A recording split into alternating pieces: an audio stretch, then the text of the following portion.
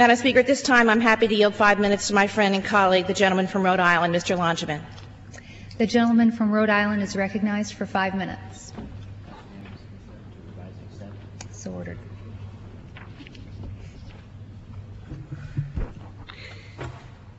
Madam Speaker, I am proud to join my colleagues in appreciation of our troops' exceptional service and sacrifice, and to voice my opposition to President Bush's plan to send more forces into what amounts to a civil war.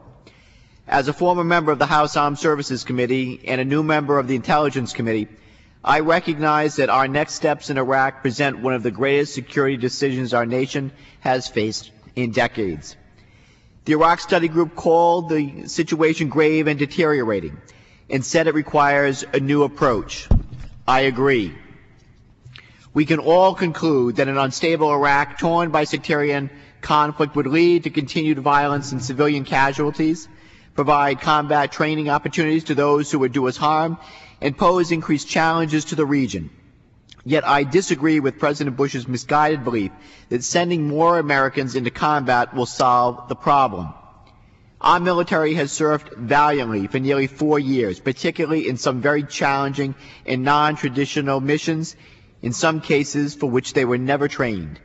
However, we have done all that we can do militarily to help the Iraqi people, and their problems no longer require a U.S. military solution. The underlying causes of violence are primarily political and must be addressed in that framework. Sending more troops would simply be a continuation of the same failed strategy.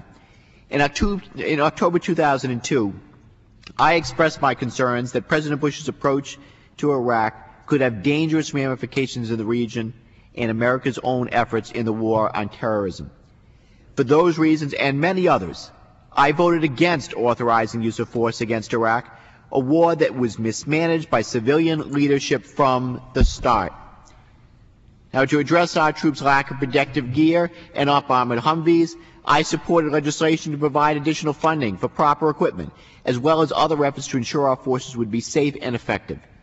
Now, however, we can best support our troops by changing our mission in Iraq and adopting a new strategy that reflects the realities on the ground.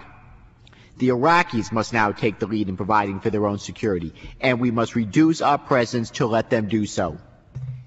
The President has claimed that by adding 21,500 additional combat troops, we can foster greater stability in Iraq, an argument that ignores some basic truths. Now, not only have past surges of U.S. forces not proven effective in reducing sectarian violence among Iraqis, but the addition of more troops would further inflame anti-American sentiment and turn popular opinion even more against us and our efforts. We have no proof that another surge would lead to a different outcome than in the past, but we do know that it would have negative consequences. Now, perhaps of greatest concern is the impact of a surge on our military readiness. The President's estimate of 21,500 more combat troops does not count the additional 15,000 to 28,000 support troops that would be needed, spreading our military even more dangerously thin. Now, Madam Speaker, we have asked much of our forces, including repeated deployments, and a surge will only exacerbate that problem. Operations in Iraq have also taken their toll on our equipment.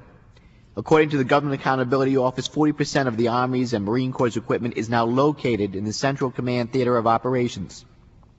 Our National Guard and Reserve units are under-equipped to deal with emergencies, and we have depleted our pre-positioned stocks, which we need to respond quickly to other contingencies.